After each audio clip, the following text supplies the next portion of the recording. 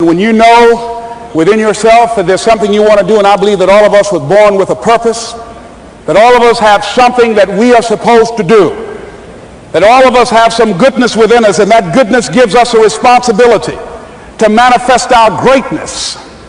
And when you know that, you can feel it in your guts, and you know that you're deliberately operating below your potential. You've gotten comfortable. You stop expanding, you stop stretching, you stop challenging yourself. Let me share something else with you. Not only is it possible for you to have your dream, but it's necessary. It's necessary that you have it, that you work on it, that you develop yourself, that you go for what is yours in the universe. I was in my comfort zone. I was doing just enough to get by. I was working on a job. They paid me just enough to keep me from quitting, and I worked just hard enough to keep from getting fired. How many know people like that? Blink your eyes if you understand what I'm talking about. I was parked. I knew I could do more.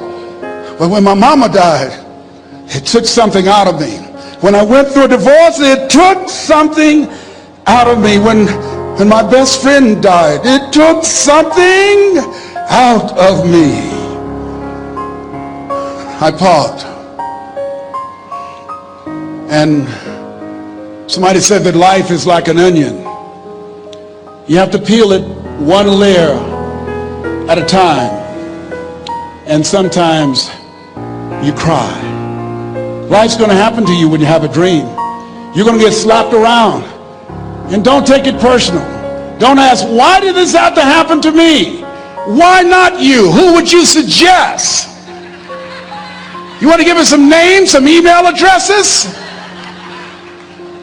And don't tell everybody. 80% don't care and 20% glad it's you.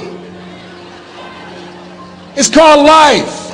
Suck it up and move on. Get over it.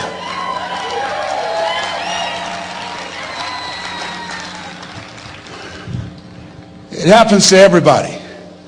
Here's the other thing: as you look at your goals and look at your dreams, when you're going through some stuff, repeat out to me, please. When things go wrong, don't go with them. Yes, write that down. When things go wrong, don't go with them. When you're working on a business deal, you're counting on some money. Someone said you will get the loan, and it falls through. You have an event, and the people that you thought would be there and support you, they don't come through. Or someone turns against you, or you get ripped off. It's going to happen to you. Happened to me. Someone stole all my products, my database, over 180,000 names and addresses. It's not personal. It's going to happen to everybody. It does. 8 out of 10 millionaires have been financially bankrupt. Walt Disney had he filed bankruptcy 7 times and had 2 nervous breakdowns. It's called life. But I got a saying: when life knocks you down, try and land on your back, because if you can look up, you can get up. You've got the power in you to do that. You've got something special. You've got comeback power. Here's the other thing. Let us say together, it's possible. It's necessary. It's me. Yes, write that down. It's me. Take ownership for your life. Nobody can live your dream for you but you. Nobody's going to take care of your business like you. Stop coming up with excuses. Don't give yourself permission to continue to live a small life. You can't fit a big dream into a small life. Give yourself permission to go for it, to test yourself, to challenge yourself, to live full. I like the saying, always strive to get on top in life, because it's the bottom that's overcrowded. The reason you're here is because there's something in you that says, I can do more. This just can't be it. There's something in you. There's a calling on your life. There's something in your heart that caused you to get dressed and spend the money to go to seminar after seminar and listen to message after message and speaker after speaker. Because there's something in you that tells you this is not it for you. You have not peaked here. There's more in you that you are expressing. Eye has not seen, ear has not heard, nor has entered the heart of mankind what's in store for you if you challenge yourself, if you persist and persevere. If you take ownership for your life. George Bernard Shaw said the people that make it in this life, they look around for the circumstances that they want, and if they can't find them, they create them. Create what you want. You have the power in you to do more than you can ever begin to imagine, to control your destiny, to make a difference in our children, to make a difference on the planet, to make an impact. Let us say together, it's me. And let us say together, it's hard. Say it like you know it. Say it's hard. Ladies and gentlemen, it's hard.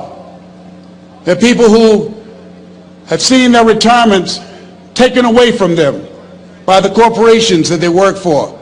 They were within 2 or 3 years of retiring, and they had it taken from them. The number one entrepreneurs in this country now are senior citizens. The number one employer, number two, McDonald's and Walmart. And there's nothing wrong with those jobs. I guarantee you those people did not have a plan to end up living their lives at the end of life with those types of jobs. And they didn't have a plan like you have, and while you're investing in yourself, not to. And it's hard. There are people making choices between purchasing prescription drugs or paying for gas or a mortgage note. It's hard when you're working on a job for 20 years, 30 years, give them some good years, and then they come in and tell you, we've downsized. In other words, you're fired. And then you have to start all over again. How many of you know it's hard? Raise your hands, please. It's hard. And it's not fair. One of the things I like about T. Harv is he talks about work and investing in yourself. It's not fair when people are going up against that kind of stuff to tell them just think positive and be enthusiastic and everything will work out all right. Ain't that kind of party. It's hard. Life will put some knots on your head. I bought my first home for my mother. I was rushing, didn't know what I was doing, and I bought a home that had a lien against it. And they called me, Mr. Brown, yes, there's a lien against your property. We need $55,000 if you're going to stay there. Wait a minute, sir. I just bought this home. The guy told me there were no liens against it. I'm not the one that owe you the money. You should have checked that out, Mr. Brown. Come on. I called my attorney. We followed up. Yes, Les, there's a lien against the property. But he told me there were no liens. He lied, obviously. Oh, my God. He told me he wanted to help me because he admired the fact that I was buying this home for my mother and that he was adopted, and he identified with me. Les, he suckered you. He played you, man. So what? Well, would they take payment arrangements? What about $5,000 a month? They want all the money, Les. They want all the money, or you're going to have to get out. The house is going up for sheriff's sale. Do you have it? No, I don't have it. Can they give me some time? Tell them to give me 3 months, please. Give me 3 months. My mother's in her 70s, man. She has a bad heart. Don't do this to me. This is my dream. Don't do this, man. Please, let me talk to them. Les, I'm talking to their attorney. They don't want to talk to you. I've got to talk to their attorneys. Do you have the money? No. Will they give me 3 months? No. What about 2 months? No, Les. They want the money in 7 days. Oh, my God. Let me call you back. I'm not sure. And I walked the floors thinking, God, how could this happen to me? I got to figure this out. I got to figure this out. And it seemed like the days are just ticking off. Thursday, I had to call them and let them know. They called me, Les, do you have the money? No, I don't. Friday, you have to leave. The sheriff will be there. You're going to have to leave, Les. They're going to take my house. What about my down payment? You lost it, Les. You lost it. Okay. I got to go. Yes. I prayed, Lord, please, if you show me that you're real, if you're really real, you think Paul worked for you, you haven't seen anything. Don't let me lose this house and watch what I'll do for you. I was trying to cut a deal. Have you ever tried to cut a deal? It's amazing how spiritual you get when you get in trouble. You know what I mean? When I was diagnosed with prostate cancer, I was going to bed with the Bible and the Holy Quran and Science of Mind and Joel Goldsmith, everything I could find. I was praying to Jesus, Yahweh, Melchizedek, everybody. I was calling on everybody. It's amazing. And here I was walking the floor 3 o'clock in the morning, and I had to go and wake my mother up. I got on my knees and I said, Mama, I said, I need you to wake up. She said, what's wrong, Leslie? I can hear you walking back and forth. I'm not asleep, son. I said, there's something I need to tell you. She said, your eyes are red. Why are your eyes red? Because I feel so stupid now. Why? We got to move tomorrow. Why, Leslie? There's a lien against the property and they want $55,000 and I don't have it. And we're going to be set out tomorrow. We have to go back to Liberty City. So she said, it's okay. I don't like this house anyhow. I said, why? She said, because of my arthritic knees, it hurts my knees when I go up the steps. I said, and why didn't you tell me? Because you were so happy. I just said it because you were happy. I'll live in a shack with you, boy. I love you. It's not the house. I love you. I love all my children.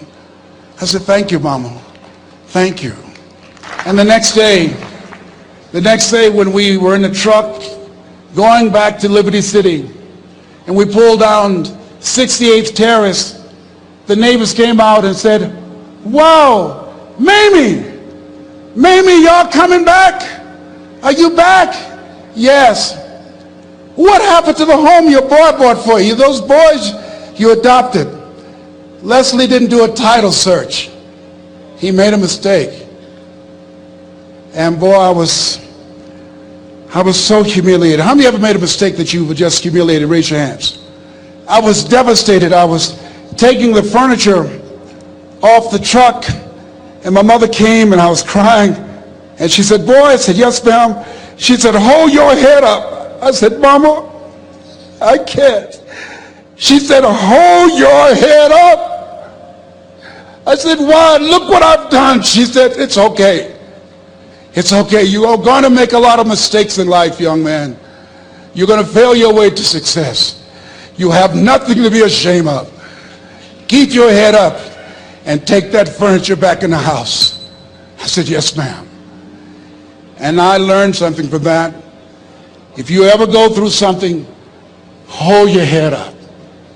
If you ever make a mistake, hold your head up.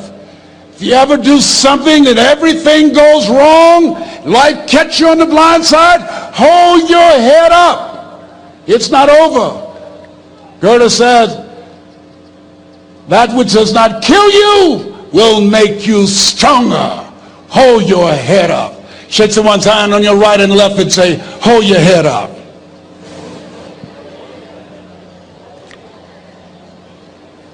Here's something else, ladies and gentlemen.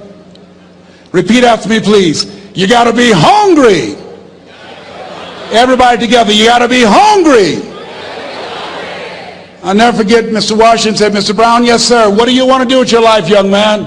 I said, sir, I want to be a disc jockey. He said, Mr. Brown? I said, yes, sir. He said, you got to be hungry. I said, what do you mean by that? He said, people that are hungry are willing to do the things today others won't do in order to have the things tomorrow others won't have. People that are hungry are willing to invest in themselves. People that are hungry will go to seminars and workshops. People that are hungry are always searching, always seeking higher ground. So how do you want to make it? I said, I want to be a disc jockey. He says, good.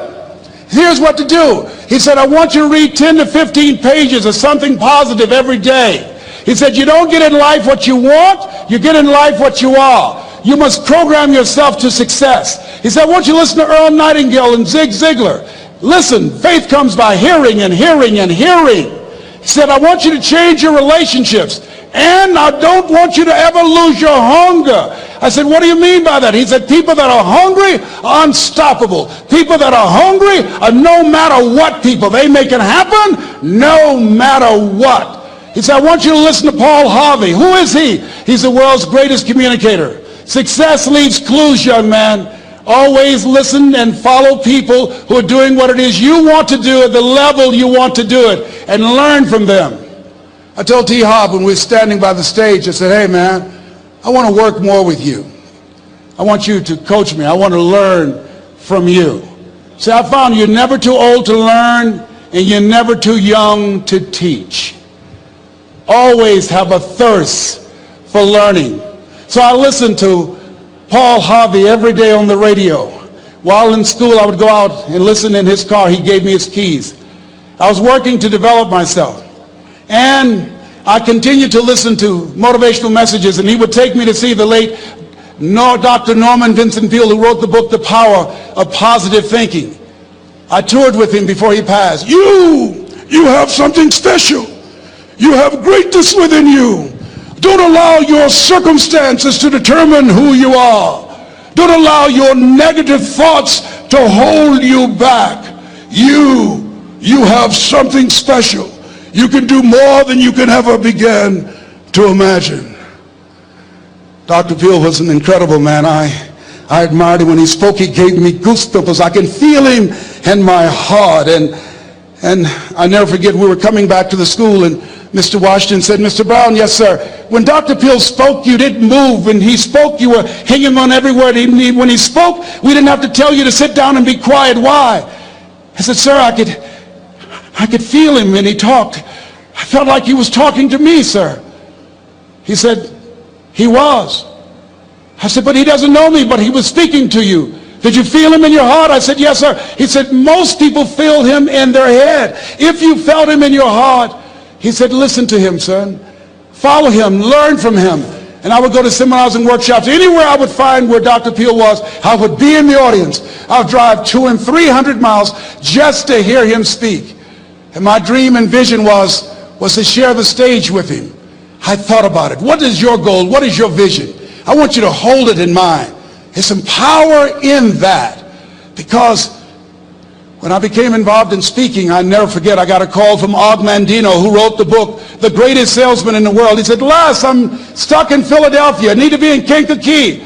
Dr. Norman Vincent Peale is appearing. I can't make it. I heard you're in Chicago. I said, yes, I am. Can you go and open for me? I said, yes, man. Oh, my God. Dr. Peale, I said, yes, I'd love to do it. And I went there, and I came. I said, hi, I'm Les Brown. He said, you're not the band of renown? I said, no, I'm Mrs. Mamie Brown's baby boy. I'm here to speak. He said, come backstage. And his wife, Martha, was there. And she said, Papa, Les Brown is here, the speaker. And he said, Les Brown, shoot for the moon. Because even if you miss, you'll land among the stars. I said, sir, that's my quote. I wrote you when I was in the 11th grade. I was a part of a special education class project. That's my quote. He said, I know. I end all my speeches with that quote. And Dr. Peale had a great sense of humor. A young man was backstage, and I had so many questions to ask him, and my mind froze up, and the young guy said, Dr. Peale, how old are you? And he was up in age. He said, Sonny, I'm 92. The young man looked at him and said, I don't know if I want to live to get 92. He said, that's because you've never been 91. So I did the things that Mr. Washington suggested. I listened to motivational tapes on a regular basis. I would go to seminars and workshops whenever Zig Ziglar and Dr. Dennis Wagley and Jim Rohn would come to town. And I said, sir, what do you want me to do now? He said, Mr. Brown, I've given you everything that I can give you. He said, develop your mind, put your money where your mouth is, continue to learn how to be an effective communicator, because once you open your mouth, you tell the world who you are. And always surround yourself with OQP, only quality people. So I went to apply for a job on Miami Beach. WMBM radio station. Milton Butterball Smith was the program director. Hello, Mr. Butterball. How are you, sir? My name is Les Brown, sir. I'd like to be a disc jockey. He said, young man, you have any journalism in your background? I said, no, sir, I don't. You have any experience in broadcasting? I said, no, sir, but I practice all the time, sir. Let me audition for you, sir. Let me show you how good I am. All I need is a shot, sir. He says, no, we don't have any job for you. How many ever been rejected? Raise your hands, please. I was devastated. I went back and I told Mr. Washington, I said, Mr. Washington, they said no. He said, don't take it personally. Most people are so negative, they have to say no 7 times before they say yes. He said, you got to be hungry. Know your vitamin. Go back again. I said, yes, sir. Hello, Mr. Butterball. How are you, sir? My name is Les Brown, sir. I like to be a disc jockey. Young man, weren't you here yesterday? Yes, sir, I was. Didn't I tell you no yesterday? Yes, sir, you did. Then why are you back today? Well, sir, I didn't know whether or not somebody was laid off or somebody was fired, sir. Nobody was laid off or fired. Now, get on out of here. I came back the next day. Hello, Mr. Butterball. How are you, sir? My name is Les Brown, sir. I like to be a disc jockey. I know what your name is. Weren't you here the last 2 days? Yes, sir, I was. Didn't I tell you no the last 2 days? Yes, sir, you did. Why are you back? Oh, sir, I didn't know whether or not someone got sick or someone died, sir. No one got sick or died. No one was laid off or fired. Now, don't you come back here again. I came back the next day talking loud, looking happy like I was seeing him for the first time. I said, hello, Mr. Butterball, how are you? He looked at me with rage. He says, go get me some coffee. I said, yes, sir. My favorite book says, the greatest among you will be your servant. How many of you are serious about your goals and dreams? Raise your hands. Very good. Write this down. Provide more service than you get paid for. Provide more service than you get paid for. I go to a lot of seminars and workshops. And one of the things I know about T. Harv Eckert, and I was sitting in the class with Robert Ruppel and all of the other presenters, they hold themselves to high standards and they provide more information than anybody else in the industry, bar none. They hold nothing back because their commitment is for your success. And when you hold yourself to high standards, write this down, impact drives income. That's why you're here. Because the training, the seminars, been making a difference in your life. If they did not have impact, 200 or 300 people would be here, if that amount. Impact drives income. So I became the errand boy for the disc jockeys. I would go get their lunch and their dinner, and I would bring it to them in the control room, and I'd watch them working the control boards, knowing my time will come. Write this down. I expect to reach my goal. Yes, you want to operate with a spirit of expectation. I expect to reach my goal. So I started preparing for the next position. Never forget one quote that I heard. As you look at your life, you look at your goals and dreams. It's better to be prepared for an opportunity and not have one than to have an opportunity and not be prepared. If you expect to reach your goal, prepare yourself now. And so then pretty soon, the guys at the station, they begin to take a liking to me. Write this down. Build relationships. As you're aware, people deal with people that they know, like, and trust. And so they would say, Leslie, yes, sir. Come here, yes. Come outside. Who did this? Oh, your car? Yes. Who cleaned my car? I did, sir. I would wax their cars on the weekend, inside and out. How much do you charge? Oh, nothing, sir. I just wanted to help out. I was providing more service than I got paid for. I was building relationships. They said, whoa, look here. Donna Ross and the Supremes are coming to town. The Four Tops and the Temptations. Here are my car keys. Pick them up for me. Take them to the Fontainebleau Hotel on Miami Beach. I said, yes, sir. I would drive them all over Miami Beach in the big, long Cadillacs. I didn't have any driver's license, but I was driving like I had some. Then one day, it was a Saturday afternoon, a disc jockey by the name of Rockin' Roger was drinking while he was on the air. It was a Saturday afternoon, and I was the only one there. Rockin' Roger got so drunk, he could not complete the show. He started slurring his words. He's about to fall off the chair. And there I was, looking at him through the control room window, walking back and forth, young, ready, and hungry. I was saying, drink, Rock, drink. Drink, Rock. I'd have gone and get him some more if he'd asked me to. Then pretty soon the phone rang. It was the general manager, and I answered the phone. I said, hello? He said, young boy, this is Mr. Klein. I said, I know. He said, Rock can't finish his program. I said, I know. He said, would you call one of the other DJs in? I said, yes, sir.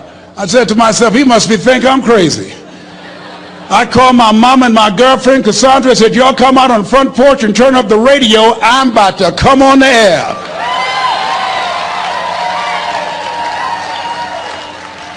I waited for about 20 minutes, and I called him back. I said, Mr. Klein, I can't find nobody. He said, young boy, you know how to work the controls? I said, yes, sir. He said, go in there and segue the records, but don't say nothing here. I said, yes, sir. I couldn't wait to get old Rock out of the way. I put on a fast record. I said, look out, this is me, LB Triple P. Les Brown, your platter playing papa. There were none before me, and there will be none after me. Therefore, that makes me the one and only. Young and single and love to mingle, certified, bona fide, indubitably qualified to bring you satisfaction and a whole lot of action. Look out, baby, I'm your love man. I was hungry. I was hungry. Get old man a round of applause. I was hungry. I was hungry.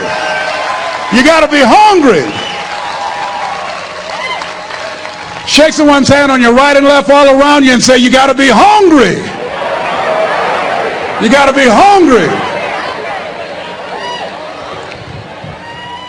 To get those dreams out of your head and step into your greatness, you got to be hungry.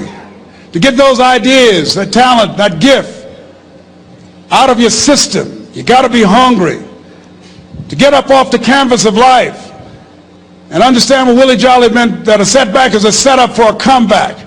You got to be hungry. People that are hungry are willing to do the things today others won't do in order to have the things tomorrow others won't have. How many of you got value out of what you've heard thus far? Raise your hands, please. Very good. I would like to leave this with you. I don't know what your goals are. I don't know what you want to do. Here's what I know about you. You have greatness within you. Here's what I know about you. I can help you to live full and to die empty. I can show you what I've learned. If anybody told me that I would be doing what I'm doing now, I leave here today, I go to New Orleans and speak there, then I'll be flown to Barcelona. If anybody told me, given my circumstances, born in an abandoned building on a poor section of Miami, Florida, called Liberty City, both my birth parents stood up and said, hello, son, I would not know either one. Being labeled educable mentally retarded, put back from the 5th grade to the 4th grade, failed again when I was in the 8th grade, no college training. Anybody told me the principles that I would teach you, that they would have the impact that it has had on my life. This Les Brown that you see, I did not know he existed. And I tell you that you have greatness within you. You have the ability to do more than you can ever begin to imagine. Come into the room with me. And I guarantee you your life will never be the same again. I'd like to leave this with you. I don't know what your goals are. Mine is to find a cure to autism. Mine is to find a cure to breast cancer and to prostate cancer. Mine is to work with our youth and to reduce the recidivism rate in our prisons and help young people learn how to become an asset to our society rather than a liability. Mine is to train speakers to become great communicators, to speak from their heart, not their heads, and teach them how to impact and create a new conversation so people can see the possibilities of life and overcome the possibility blindness that held me hostage for 14 years. I don't know what your goals are, but here's what I know about you, and I don't know you. You've got greatness within you. And I like to leave this with you, something my mother used to love to hear me say. Leslie, yes ma'am, mama. Say that thing for me, boy, that makes me feel good. I dedicate this to you, to the greatness in you, and to the dream that you showed up on the planet to produce. And it's simply this. If you want a thing bad enough to go out and fight for it, to work day and night for it, to give up your time, your peace, and your sleep for it. If all that you dream and scheme is about it, and life seems useless and worthless without it, and if you gladly sweat for it and fret for it and plan for it, and lose all your terror of the opposition for it, and if you simply go after that thing that you want with all of your capacity, strength and sagacity, faith, hope, and confidence, and stern pertinacity,